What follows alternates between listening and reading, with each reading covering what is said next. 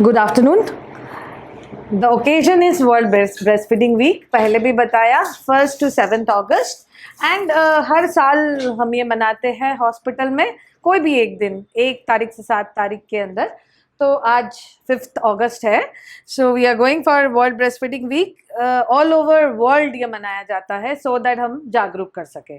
और आपके मन में अगर कोई भी क्वेश्चन है, ये कोई ऐसा लेक्चर नहीं है, मैं बस ये बताना चाहती हूँ कि क्या क्या प्रॉब्लम्स होते हैं। कुछ प्रॉब्लम्स मैम ने भी बताया और कैसे डील करना है ये भी बताया, ये अच्छी बात है। ठीक है, तो कोई भी अगर आपके मन में शंका हो कि ऐसे क्या दिक्कत हो सकती है, कुछ तो हम डिलीवरी के टाइम पे बताते हैं और कैसे उसको डील करना है वैसे भी बताते हैं। बट हाँ, रेगुलर जैसे आप घर पे रहते हो, हमेशा हम नहीं मिलेंगे, है ना। उसके लिए आपके घर में भी बहुत सारे बुजुर्ग हैं जो आपको हेल्प करेंगे obviously. But still if you have any problem you can please go on.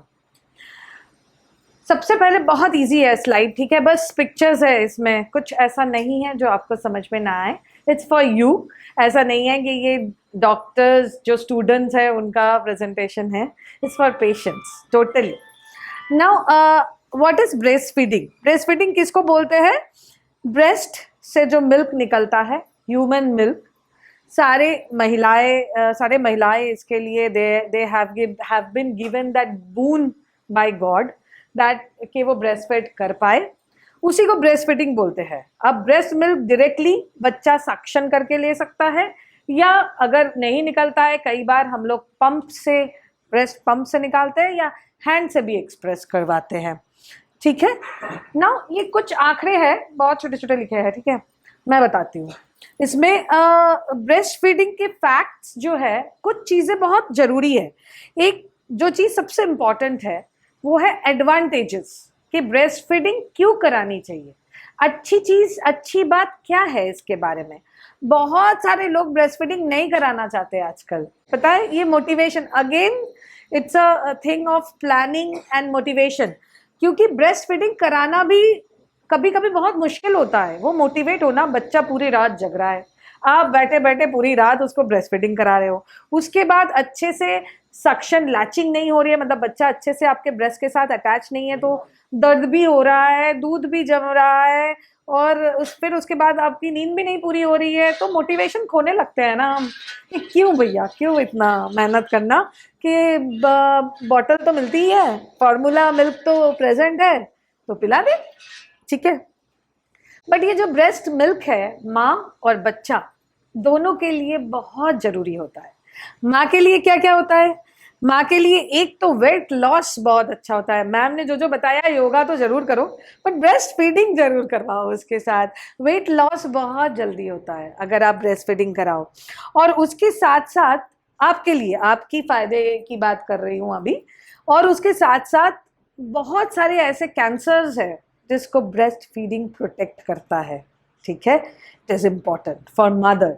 और बच्चे के लिए तो अनगिनत एडवांटेजेस है, क्योंकि बच्चे के लिए ये एक कस्टमाइज्ड मिल्क है। मान लो कितना अच्छे तरीके से भगवान ने बनाया है, ऊपर वाले ने, भगवान ने बनाया है कि आपके बच्चे को एग्जैक्टली जो चीज चाहिए ना, वो आपके ब्रेस्ट मिल्क पे प्रेजेंट है। मान लो जिनका बच्चा प्रीटर्म पैदा हुआ टाइम से पहले, उनके लिए भगवान ऐसे ही बनाते हैं कि उस बच्चे को वही चाहिए होता है। वैसे ही जो टर्म बच्चा है उनके लिए वैसे ही बनता है। तो ये सबसे अच्छा आहार है एक बच्चे के लिए। और पहले महीने से 6ठे महीने तक सिर्फ ब्रेस्ट फीडिंग कराना होता है। बच्चे को पानी की जरूरत नहीं है, किसी भी चीज की जरूरत नहीं है, सिर्फ ब्रेस्ट फीडिंग कराओ आप। 7 से 12 महीने, उस टाइम पे हम कुछ फूड इंट्रोड्यूस करते हैं। 6ठे महीने के बाद खिचड़ी, दलिया, उसके साथ सब्जी मिला के, उसको वीनिंग बोलते हैं, ठीक है। लेकिन उस टाइम भी ब्रेस्ट फीडिंग कराया जाता है। और कब तक ब्रेस्ट फीडिंग आप कराओगे? 18 महीने तक, up to 18 months, 12 to 18 months भी आप वीनिंग कराओगे, उसके साथ आप ब्रेस्ट मिल्क भी उनको पिलाओगे, if it is possible for you, fine. But better है अगर आप पिलाओ तो। अब बच्चे में क्या क्या फायदा है? एक तो बच्चे के लिए वो इजीली डाइजेस्टेड होता है। जैसे बहुत लोग आके पूछते हैं, मैम गाय का दूध दे सकते हैं, कुछ और दे सकते हैं?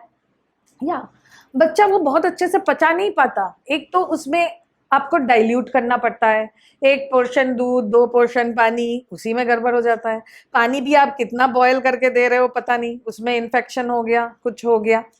सो इजीली डाइजेस्टेड है, ये सबसे अच्छा पार्ट है। सेकेंड पॉइंट, बच्चे के ग्रोथ और डेवलपमेंट, दिमाग के भी डेवलपमेंट के लिए ब्रेस्ट मिल्क बहुत अच्छा है, ठीक है, सबसे अच्छा है, बहुत नहीं सबसे अच्छा है। बाकी जो जो बच्चे बाद में जाके एलर्जी से पीड़ित होते हैं या डायबिटीज होते हैं, हाइपरटेंसिव होते हैं, उसमें पर्टिकुलरली रिसर्च से ये देखा गया है कि वो बच्चे माँ का दूध कम पिए हैं, तभी ये सारे समस्याएं, बाकी बहुत सारे जो डिजीजेस वो उनमें ज्यादा हो रहे हैं। उसके अलावा बॉन्डिंग, माँ के साथ जो इमोशनल बॉन्डिंग होता है बच्चे का, अगर आप ज़्यादा ब्रेस्ट मिल्क पिलाओगे, बच्चे को साथ रखोगे, अपने साथ अटैच्ड रखोगे, वो बहुत ज़्यादा होता है, ठीक है। तो बच्चे के लिए तो इम्पॉर्टेंट है ही, माँ के लिए और ज़्यादा इम्पॉर्टेंट, माँ के अपने फायदे की बात है ना, ठीक है। ये स्टैटिस्टिक्स जो है ना आखिर इसलिए दिखाया गया है, पता है 35%, ये बस ये दिखाने के लिए कि 35% लोग पिलाते ही नहीं है, ब्रेस्ट मिल्क पिलाते ही नहीं है, 5% एक हफ्ते में छोड़ देते हैं, 18% महीने भर में छोड़ देते हैं, बस 42% लोग हैं जो ब्रेस्ट फीडिंग कराते हैं। So we have given a training as a gynaecologist और एज अ पेडियाट्रिशियन, ऐसे state wise and national level पे बहुत सारे यंग चाइल्ड न्यूट्रिशन पे ट्रेनिंग होता है। उसमें सारे इवन गवर्नमेंट मेडिकल कॉलेज में भी बहुत ज़्यादा प्रेशराइज किया जाता है या बहुत ज़्यादा बोलते हैं कि आप मोटिवेट कीजिए कि बच्चा दूध पिए, है ना, बच्चे को आप ज़्यादा दूध पिलाए और माँ को मोटिवेट कीजिए कि वो दूध पिलाए, क्योंकि दूध पिएंगे तभी बच्चे का डेवलपमेंट अच्छा होगा और तब माँ के लिए भी फायदा होगा। और ये जो आंकड़े हैं ये कुछ चेंज होंगे, जो ऑब्वियसली देश के लिए अच्छा है, आगे की पीढ़ी अच्छी बनेगी तो वो देश के इकोनॉमी और देश के लिए बेहतर है, ठीक है। ये देखिए ये ब्रेस्ट मिल्क का कॉम्पोजिशन है, इतना ज़्यादा नहीं जाएंगे अंदर, बट बस ये दिखाना है कि पानी, protein, carbohydrate, fat, antibody, hormone, human milk, oligosaccharides, vitamin, minerals, मतलब जो जो अच्छी चीज सोच सकते हैं ना सब ब्रेस्ट मिल्क में है। तो दूसरा चीज क्यों ढूंढने जा रहा है, क्यों फॉर्मूला फीड में इतना सोचे, ठीक है ना। ये इंपॉर्टेंट है, how to store breast milk, बहुत लोग पूछते हैं, क्योंकि वर्किंग मदर्स होते हैं बहुत जो ज्वाइन कर लेते हैं, बोल पूछते हैं कि मैम कैसे पिलाए पूरे दिन बच्चे को। ये इंपॉर्टेंट है कि आप रूम टेम्परेचर में वो ब्रेस्ट मिल्क जो है उसको 4 से 6 घंटे रख सकते हो नॉर्मल टेम्परेचर में। अगर आप फ्रिज में रखो तो अप टू 8 आवर्स तक रख सकते हो, इतना मत देखो, वो 6 मंथ्स 12 मंथ्स की बात ही नहीं करते हैं, ठीक है, ये नहीं करेंगे। 8 आवर्स तक आप फ्रीजर में भी रख सकते हो, बट फ्रीजर से निकालने के बाद नॉर्मल टेम्परेचर करके बच्चे को पिलाना है, ऐसा नहीं है फ्रीजर में रखा था और फ्रीजर से निकाला और पिला दिया, ठीक है, उसको नॉर्मल करना है फिर पिलाना है, बट 8 आवर्स तक आप आराम से रख सकते हो। ये भी इम्पोर्टेंट है। बहुत सारे लोग आते हैं पूछते, अक्सर लोग पूछते हैं कि मैम मुझे सोर निपल हो गया है, निपल में कट हो गया है, उसमें पेन हो रही है। सबसे पहला कारण जो होता है लैचिंग। लैचिंग का मतलब क्या, आपके ब्रेस्ट के साथ बच्चे का मुंह अच्छे से अटैच्ड हो रहा है कि नहीं। देखिए ये नैरो ओपनिंग, बच्चा थोड़ा सा मुंह खोल के अटैच कर रहा है, और ये प्रॉपर ओपनिंग, बड़ा सा मुंह करके अटैच कर रहा है, ये अच्छा है, दिस इज गुड, बिकॉज इसमें आपकी पूरे ब्रेस्ट की जो निपल है, वो गोल वाला निपल और एरियोला जो काला वाला पोर्शन है, वो बच्चे के मुंह के अंदर चला जाएगा। ये होगा तब आपको कभी भी ये जो सोर निपल और जो कट हो जाता है ऐसे दिक्कतें नहीं आएंगे, ठीक है। ये है पोजीशंस। लोग पूछते हैं कि क्या क्या पोजीशन में हम बच्चे को पिला सकते हैं, ये सबसे अच्छा पोजीशन है, यही ऐसे ही सिखाते हैं एक्चुअली, मतलब जो जब डिलीवरी के बाद हम सिखाते हैं तो यही पोजीशन होते हैं, इसको क्रैडल पोजीशन बोलते हैं। एक हाथ में बच्चे को थोड़ा ऊपर की तरफ लेके फिर आप बच्चे को अटैच कीजिए, सबसे इम्पोर्टेंट। क्रॉस कैडल भी इंपॉर्टेंट है, इस हाथ से नहीं पकड़ेंगे, बच्चे को उल्टे हाथ से पकड़ेंगे, इसका सर पकड़ेंगे ऐसे, ठीक है, that is called cross cattle. Football hold आपके लिए पॉसिबल नहीं है जब आप हॉस्पिटल में रहते हो और आया या वार्ड आया या सिस्टर पिलाते हैं, ये वो पोजीशंस होते हैं, ठीक है। लेट बैक पोजीशंस जो मैं अक्सर मना करती हूँ पेशेंट को, क्योंकि मदर ना बहुत ज़्यादा, ये अच्छा पोजीशन है, दोनों अच्छा पोजीशन है, side lying and let back, but properly तभी पॉसिबल है जब आपके पास और कोई अटेंडेंट हो, क्योंकि यू आर टायर्ड, फाइन, आपको पूरे दिन बच्चे को देखना पड़ रहा है, रात में जग रहे हो, इस टाइम पे किसी भी टाइम अगर आप सो जाते हो तो कभी भी बच्चे के नाक दब सकता है, क्योंकि breast is heavy after delivery, ठीक। तो आपके पास अगर कोई अटेंडेंट हो then you can go for this side lying and laid back positions, but better to opt for cradle and cross cradle, ठीक है। बेनिफिट्स माँ के लिए भी बता चुके हैं और बच्चे के लिए भी सेम थिंग है कि अगला प्रेगनेंसी आना भी, ये भी एक इम्पॉर्टेंट है। जैसे वेट लॉस होता है, वेट लॉस के लिए कुछ फिर आपका जैसे कुछ कैंसर भी प्रिवेंट करता है बोला, सेम थिंग, कभी आप अगर रेगुलर ब्रेस्ट फीडिंग कर रहे हो एंड सिर्फ ब्रेस्ट फीडिंग कर रहे हो तो कई बार आपके लैक्टेशनल एमेनोरिया होता है, मतलब उस टाइम पे पीरियड्स नहीं आते हैं आपके, ठीक है। तो ये अगले बच्चे में जो गैप रखना ना वो इजी होता है, कि बहुत सारे लोग 6 महीने बाद प्रेग्नेंट होके आ जाते हैं, ठीक है। तो आपके शरीर में जो चीज़, आपके शरीर से बच्चे को सब कुछ मिला है, आयरन हो, कैल्शियम हो, विटामिन हो, मिनरल्स हो, उसकी भरपाई तो करनी पड़ेगी, तब आप प्रिपेयर होंगे दूसरे बच्चे के लिए। आइडियल गैप तो 2 से 3 साल का है, तो गैप बना रखने में भी ये बहुत ज़्यादा फायदेमंद है। इसमें है कॉन्ट्रा इंडिकेशन, कब आप बच्चे को दूध नहीं पिलाओगे, बहुत कम ऐसे कंडीशंस होते हैं, उसमें कुछ कुछ एंटी साइकेट्रिक ड्रग्स अगर आप ले रहे हो, या आपको HIV इन्फेक्शंस है, या बहुत ज़्यादा हेपेटाइटिस B, C, इन सब में मना करते हैं। अदरवाइज उसमें भी आजकल हाँ बोलते हैं, डिपेंड्स ऑन कुछ कुछ क्राइटेरिया के हिसाब से, कि आप मिक्स मिल्क नहीं पिलाओगे and all. Otherwise contraindication बहुत कम है, आप लोगों के लिए नहीं है फिलहाल। ये इंपॉर्टेंट, कुछ प्रॉब्लम्स कुछ दिखाएंगे बस, फोटोज आप कोरिलेट कर पाएंगे क्या ऐसा आपके साथ हुआ होगा। दिस इज कॉल्ड सोर निपल, लाल हो जाता है और दर्द होता है बहुत ज़्यादा, है ना। इसकी मेन कारण वो लैचिंग होता है कि बच्चा अच्छे से अटैच नहीं है आपके ब्रेस्ट के साथ। जब आप बच्चे को दूध नहीं पिलाते हो उस टाइम पे विटामिन E का कुछ क्रीम होता है, एमोलिएंट क्रीम, वो लगाना है। आप ऑब्वियसली आपके डॉक्टर को कंसल्ट करो एंड वो लगाओ, फिर उसको साफ करके आप बच्चे को ब्रेस्ट फीडिंग कराओ। ब्रेस्ट एनगॉर्जमेंट, ये भी बहुत पेनफुल है, स्वेलिंग हो जाता है पूरे ब्रेस्ट का, रेड हो जाता है एकदम। क्यों होता है? दूध जम जाता है, जितना दूध हो रहा है उस हिसाब से बच्चा नहीं पी रहा है। अगर ऐसा है तो इसको हमें निकाल देना पड़ेगा, ठीक है। नहीं तो ये अगर होगा ना तो पेनफुल तो है ही, उसके साथ फीवर आ जाएगा, ठीक है। फीवर आएगा तो जो सिजारियन सेक्शन के पेशेंट है, आप उनके स्टिच पे भी असर पड़ेगा, है ना। फिर आपकी रिकवरी भी हैम्पर होगी, क्योंकि आपकी बॉडी में फीवर आता है, एक इन्फेक्शन का प्रोसेस तो चल रहा है।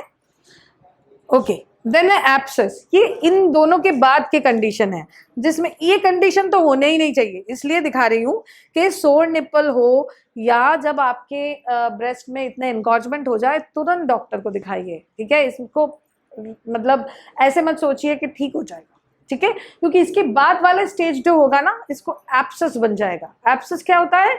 उसमें मवाद पड़ जाते हैं, पस पड़ जाते हैं, तब काट के निकालना पड़ेगा, ठीक है। तो वो स्टेज तक नहीं जाना है, उसके पहले आपको आइडेंटिफाई कर लेना पड़ेगा, बस दैट्स इट। इसके पहले एक दो तीन चीज और बताएंगे छोटा सा मिल्क के बारे में। जैसे ब्रेस्ट मिल्क का ना, ये भी डिलीवरी के बाद लोग पूछते हैं कि जैसे शुरुआत में हम देखते हैं मिल्क आ रहा है कि नहीं, पहले एक चिपचिपा मिल्क आता है, येलोइश, ठीक है। लोग बोलते हैं इसको पिलाए ना पिलाए मैम, जरूर पिलाइए, उसका नाम कोलोस्ट्रॉम है, ठीक है, दैट इज वेरी गुड। उसमें एंटीबॉडीज होते हैं, वो भी आपके बच्चे के लिए बनाया गया है। पहले 3 से 5 दिन ऐसे कोलोस्ट्रॉम ही निकलता है, 5 दिन के बाद ट्रांजिशनल मिल्क होता है जो थोड़ा ऑरेंजिश होता है, मतलब वाइट भी है, उसके साथ थोड़ा ऑरेंज जूस मिला हुआ है ऐसा लगेगा, ठीक है, थोड़ा सा उससे पतला, लेकिन उसमें भी विटामिन मिनरल्स ये सब कुछ होता है। फिर लास्ट जो मिल्क होता है वो हाइंड मिल्क होता है, वो जो प्रॉपर मिल्क निकलता है वो होता है, उसमें पानी का मात्रा भी होता है, कार्बोहाइड्रेट्स भी होता है एंड फैट्स भी होता है। तो ये सारे मिल्क बच्चे के लिए इम्पोर्टेंट है। कोई भी ऐसा नहीं है कि शुरुआत हो गए तो नहीं ये नहीं पिलाना है, ये वाला मिल्क पिलाना है। और बच्चे को कुछ टिप्स नहीं देना है जैसे लोग देते हैं, थोड़ा हनी दे दे मैम, थोड़ा कुछ दे दे, नहीं देना होता है। देयर इज नथिंग, बस ब्रेस्ट मिल्क में सब कुछ है। आप मान लो आपके बच्चे के लिए जो जो चाहिए सब कुछ है, तो कोई एक्स्ट्रा कुछ भी देने की ज़रूरत नहीं है। ये टेक होम मैसेज क्या है, मतलब आप घर क्या सीख के जाओगे यहाँ से, कुछ 1-2 पोजीशंस, ठीक है, जो ज़रूरी है। बच्चे के लिए ये फ़ायदेमंद क्यों है, आपके लिए ये फ़ायदेमंद क्यों है, और पहले 6 महीने ज़रूर से ज़रूर बच्चे को पूरा सिर्फ ब्रेस्ट फीडिंग करवाइए। 2-2 घंटे में बच्चे को पहले ब्रेस्ट फीडिंग कराना पड़ता है, लेकिन 2-2 घंटे से अच्छा उपाय क्या है, कम से कम ये आप देख लो कि आपका बच्चा जैसे प्रॉपर वेट होता है ना बच्चे का, जैसे नॉर्मल 2.5 kg के ऊपर, तो वो बच्चा अपने आप डिमांड करने लगता है। पहले 1-2 दिन, 3 दिन, 5 दिन, 7 दिन शायद आपको 2-2 घंटे में पिलाना पड़ेगा। उसके बाद वो भूखा होगा, खुद डिमांड करेगा, रोएगा ऑब्वियसली, तो आप पिलाओगे। और आप कैसे समझोगे बच्चे का पेट भर रहा है? इट्स ओके, कम से कम 10 से 15 बार टॉयलेट होनी चाहिए बच्चे को। अगर यूरिन पास हो रहा है that means you are giving proper milk, आप प्रॉपर मिल्क दे रहे हो। फिर उसके साथ और क्या सीख के जाओगे कि mother should be in a very relaxed position, ठीक है, कि बहुत अच्छे से अपने आप को रिलैक्स करके तब बच्चे को फीड कीजिए, अच्छा पोजीशन करके। और ये बच्चे के लिए भी एक इमोशनल सपोर्ट है। अलॉन्ग विद दैट ये आपके वेट लॉस में भी बहुत ज़्यादा हेल्प करता है। तो कुल मिला के breast feeding is good for you and your baby. Fine, thank you. कोई भी क्वेश्चन आपको लगे कि आपको पूछना चाहिए या कुछ भी मन में ऐसा शंका हो ब्रेस्ट फीडिंग से रिलेटेड कि हाँ हमें पूछना चाहिए या समझ में नहीं आया, तो आप पूछ सकते हैं। रश्मित है, प्रॉब्लम सॉल्व, गुड। रश्मित की भी प्रॉब्लम थी, सबकी होती है, सब लोग आके ब्रेस्ट फीडिंग में बहुत मोटिवेशन चाहिए होता है। तो ये मुझे लगता है ये सबसे ज़्यादा रोल इसमें डॉक्टर का होता है ऑब्वियसली, लेकिन सिर्फ डॉक्टर नहीं, जितने नर्सेज होते हैं, जितने वार्ड आयाज होते हैं, इवन आपके पीडियाट्रिशियन होते हैं, पीडियाट्रिशियन भी बहुत बोलते हैं, वो लोग तो गुस्सा करते हैं अगर आप ब्रेस्ट फीड नहीं करते हो। तो वो सब के लिए सबकी रिस्पॉन्सिबिलिटी है, और आपकी भी है कि आपका बच्चा आगे जाके स्वस्थ रहे और आप भी स्वस्थ रहो, ठीक है।